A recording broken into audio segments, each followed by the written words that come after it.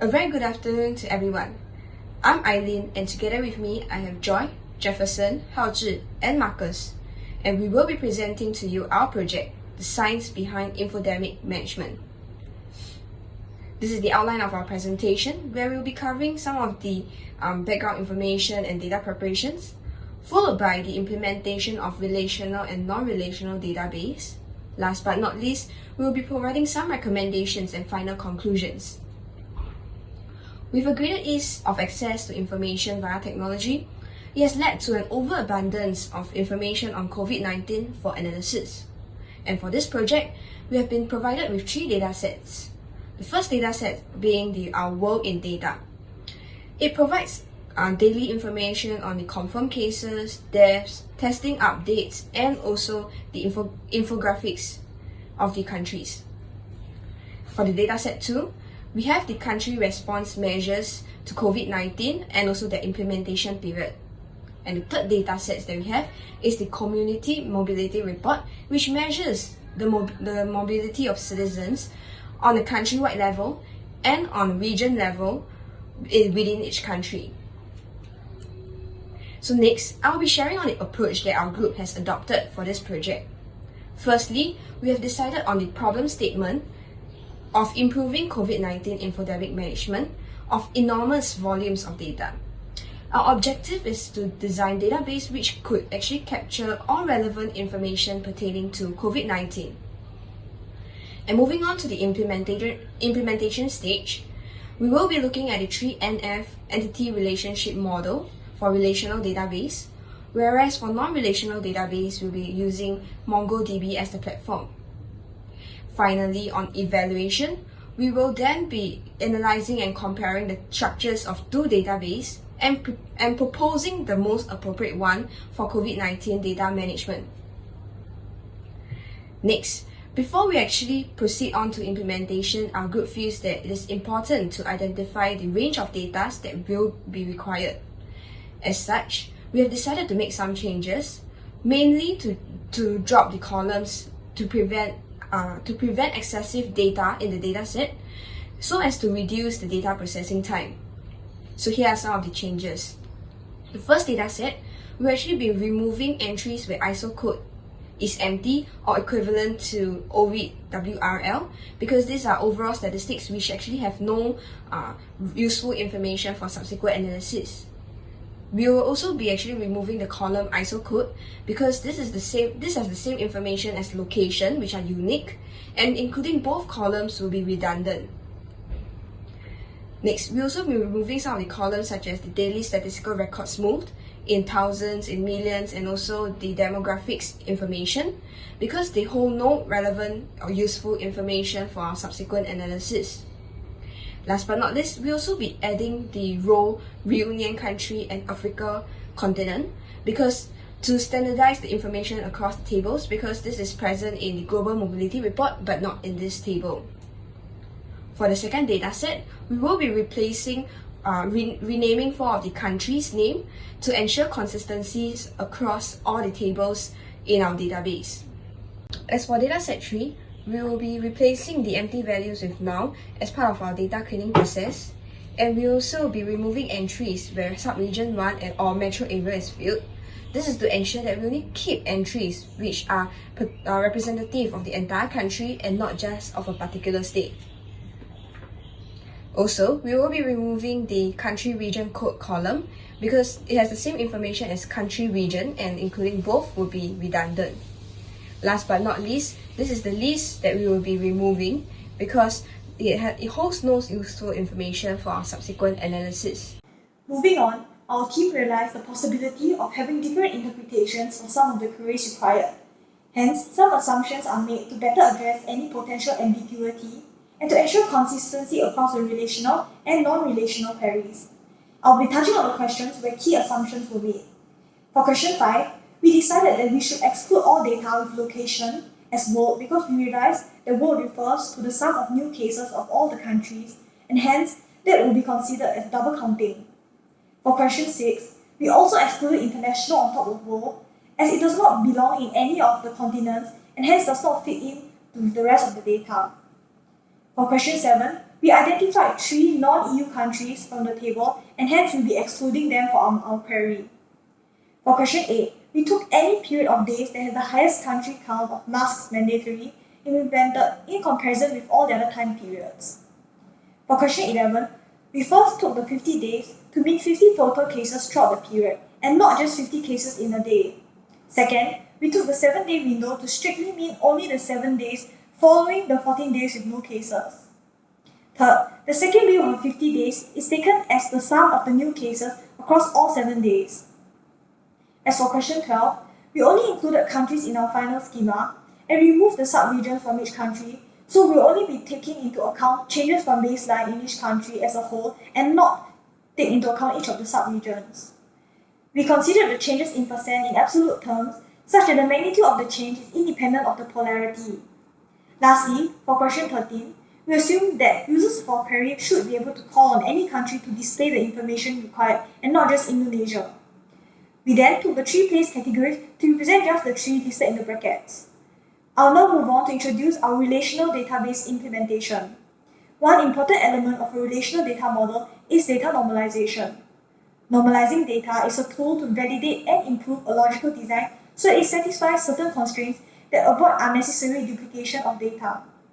There are various levels of normalization, and the team has chosen to create a 3NF model. 3NF refers to a model which has no multi-value attributes, no repeating groups, to no relation, and every attribute value is atomic. On top of that, every non-key attribute is fully and functionally dependent on the entire primary key, and there are no transitive dependencies as well. Though a Boyce called normal form BCNF is a stricter form of normalization, the team has chosen to settle with 3NF because of practical sense and trade-offs involved with BCNF. So to develop a high-quality relational data model, we have come up with a 3NF schema consisting of 5 tables after the very first round of cleaning.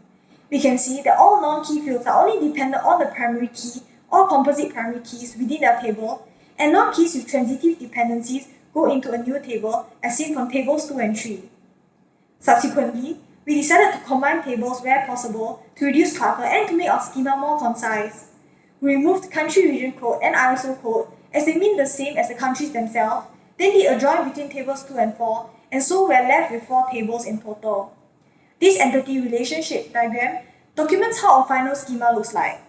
As can be seen, the countries table is related to all the other tables, and the column country also serves as the foreign key and also the primary or composite primary keys to all other tables. To ensure that insertion and modification anomalies are addressed, we have set all the other 3 tables to cascade on update and cascade on delete, so any changes made to country will be transferred to all the other tables as well. MySQL uses 4 tables in total, as mentioned previously. This is our group's implementation of a 3NF model. For question 1, we filtered the countries in alphabetical order using the where clause where continent is Asia. For question 2, we went a step further by using AND operators within our where clause to generate unique locations in Asia and Europe. For question 3, we searched for countries in Africa with less than 10,000 cases by finding the maximum of each country during this period. For question 4, we perform a search using the group by and having syntax on countries so that we can find the unique cases where the sum of total cases is 0. For question 5, we use substring to produce each of the months for the period where the first 7 numerals refer to the year and month. Thereafter, we can then find trend analysis by group by on the respective months. Following question 5, question 6 now breaks it down into continents as well. This is done via 2 group bys, first by month and secondly by continent. For question 7, use the syntax like mask in response measures to find responses with syntax containing the word mask, be it lower or uppercase. Do note that we have filtered by European Union countries and thus excluded Iceland, Liechtenstein, and the UK. For question 8, we made use of counters and views to solve this problem. We first made use of 2 views which help us to convert now date values to August 1st and subsequently a second view to extend to EU countries with mask mandatory measures.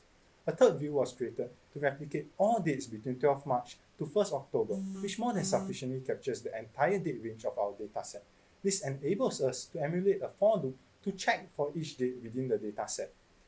Next, we have also implemented to count the number of countries that have implemented mask mandatory measures and the number of countries that have ended mask mandatory measures. The difference between the 2 counters will be the number of countries still implementing mask mandatory measures on that date. A third counter is used to keep track of the maximum number of countries so that we can capture multiple highest ranges where a different combination of countries may exist.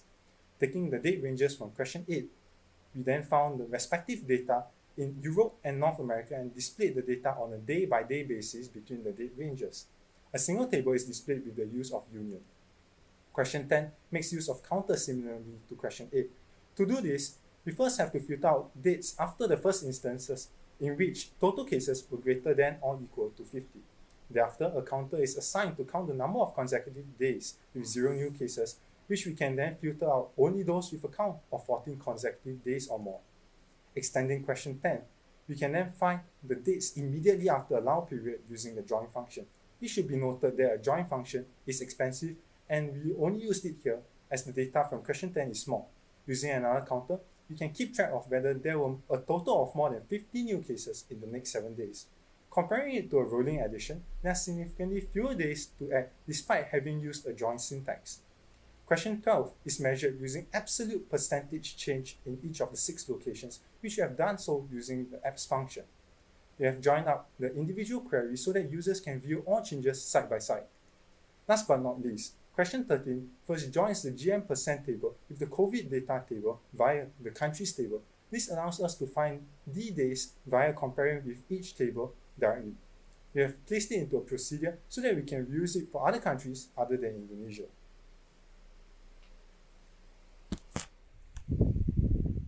Unlike SQL, MongoDB allows us to aggregate all data into one document, creating a schemaless database. However, this convenience of merging the data together reduces the practicality of it, as it makes it more difficult to perform the CRUD operations for future use. COVID data is primarily used for time series trend analysis and virus cluster detection. We can either import our 3 datasets as separate collections or redesign them to develop a fourth one that is optimized for our specific queries. For the first 9 questions, they only require data from one collection each, and thus it will be sufficient to keep the 3 datasets as separate collections. However, for the later questions 10 to 13, they require data to be extracted from different datasets simultaneously, and thus we decided it would be best to restructure our data to facilitate for simpler queries. And we opted to extract global mobility data and essential COVID data and identified the individual records by their date and country. And this allows us to easily index the records by the country and date, and thus make the extraction for time series applications, such as those in question 10 to 13, clean and simple, affirming our implemented design. Now, for the first 7 questions, they only required basic CRUD operations, and thus had a similar approach in resolving the queries, only differing in the actual functions used, but to similar effect to MySQL. For question 8, we were able to make use of the for each function, which allows us to iterate through all the records of EU countries implementing mass mandatory. And the full range of implementation dates were then checked against those records, which returns the number of EU countries that had implemented mass mandatory for each of the dates. Now, another benefit of MongoDB is that we are able to make use of JavaScript code, and this allows us to use variables and loops that can help us with our queries that is not able to do so in MySQL. However, in this case, the results from the comparisons were then stored in the dictionary, which was subsequently checked to return the dates which had the most EU countries that had implemented mass mandatory. Now, for question 9, it also requires a basic CRUD operation and thus follow a similar approach to MySQL. For question 10, we have to generate a list of unique countries that have successfully flattened the curve after some CRUD operations to select and sort the desired results. We make use of a rolling sum of new cases over 14 days for each of the countries. From this, we are able to filter out the countries that had at least one occurrence of a 14-day period of 0 cases in total. Now, for question 11, it builds onto question 10, which we have to generate a list of unique countries that have also flattened the curve, but then subsequently suffered an uptick in new cases. And we decided to use a similar implementation of the rolling 21-day slicing of data use, as well as the sum of new cases for the 21 days. The idea is that if the sum of the 21 days were above 50, but also included at least 14 days of consecutive 0 cases, it indicated an uptake of period of curve flattening. Now, question Question 12 is done in a similar structure to MySQL. And for question 13, we can see the effect of using non-relational databases, as we can easily conduct the query on the combined data set without using the joining of table like in SQL. We first use the CRUD operations to select the desired records before sorting them to allow for trend analysis over time.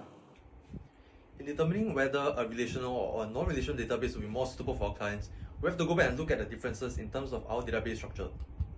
There's a difference in terms of the structure. For MySQL, we actually implemented in a 3NF normalization form, which means that we take a large data and split it and decompose into smaller parts. This is important because MySQL actually permits the use of procedures and views, and it will be much more easier to structure the queries when the tables are smaller and all the redundant columns have already been removed. Furthermore, we also made use of variables as counters, and it will be faster to look through a smaller subset of tables as we are calculating the consecutive number of days where there are 0 new cases. And this approach is very different from how we did it in MongoDB because of the nature of the MongoDB queries. In Mongo, there is a single aggregation pipeline, meaning that there's a single input pipeline to a single output.